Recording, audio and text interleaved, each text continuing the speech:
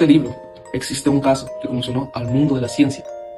Fue el de Scott Kelly, un astronauta de la NASA, cuya misión llevó a una investigación que pareció indicar que su ADN había cambiado al pasar un año dentro del espacio. Pero, ¿qué fue lo que cambió? ¿O cuál fue la explicación? Esta historia comienza en el 2015. Scott Kelly, junto con la NASA, llevaron a cabo un experimento, el cual era donde querían ver cuál era el efecto de los viajes espaciales en el cuerpo humano. Algo que es importante de notar es que Scott Kelly tenía un hermano gemelo. Esto le abrió las puertas a la NASA de llevar a cabo sus investigaciones de cuáles eran estos cambios o efectos de los viajes espaciales en el cuerpo humano. Scott Kelly, al terminar su misión y llegar con la NASA, vieron en sus investigaciones a Scott Kelly y a su gemelo que algo sí cambió. El comunicado que dio la NASA fue, o quiso interpretar, era que el 7% del ADN pareció haber cambiado. Pero la interpretación no era esa. No era que el ADN había cambiado. La interpretación real era que hubo alteraciones en la expresión génica, según por la microgravedad y por el estrés fisiológico. A esto también se le llama modificación epigenética, es decir, que su cuerpo se adaptó al entorno. Brock Greenberg fue quien desconcertó a los científicos porque nunca envejeció. Murió a la edad de 20 años sin haberse desarrollado más allá del tamaño físico de un bebé o la capacidad mental de un niño de 2. Diferentes partes de su cuerpo parecían tener distintas edades biológicas, tanto así que su mamá fingía su edad, cambiaba sus años por meses. Brock sufrió varias enfermedades graves, como accidentes cerebrovasculares, enfermedades respiratorias y convulsiones, pero de alguna manera siempre lograba recuperarse sin explicaciones claras. Su condición fue denominada de manera no oficial como síndrome X, ya que no encajaba en ningún trastorno genético que fuera ya conocido. El caso de Brock sigue siendo un enigma, pero nos ha planteado preguntas cruciales sobre cómo el cuerpo humano regula el envejecimiento, el desarrollo y la reparación de tejidos.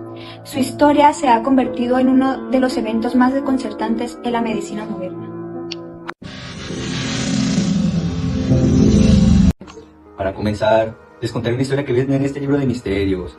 La gran pregunta es, ¿sabías que hay células que son inmortales? Todo comienza en 1951, cuando Henrietta Lacks es diagnosticada con cáncer de cuello uterino. Sin el consentimiento de Henrietta, los médicos tomaron una muestra de sus células para cultivarla fuera de ella. De las otras células, estas se procreaban fuera de ella. Al dividirse, simplemente no morían, solo proliferaban.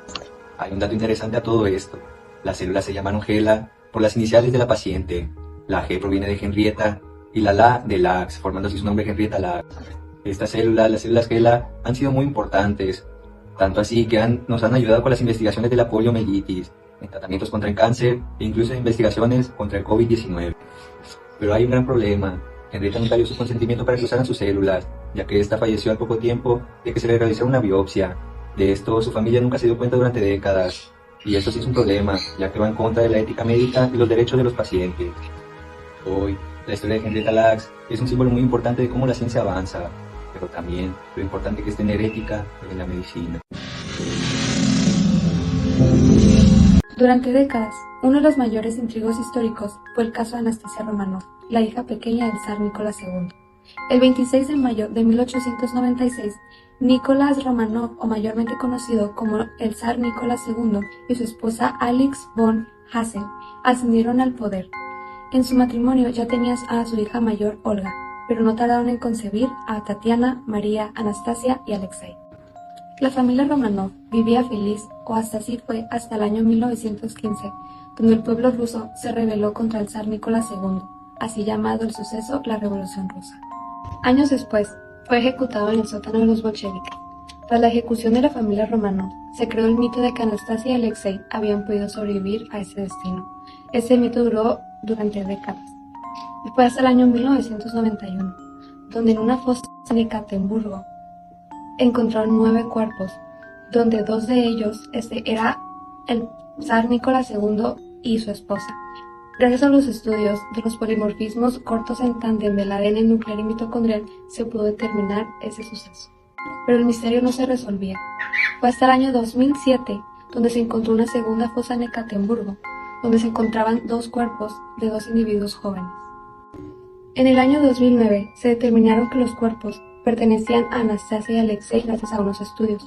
Esos estudios determinaban los polimorfismos cortos en tándem del ADN nuclear y mitocondrial obtenidos de los restos del zar Nicolás II y su esposa.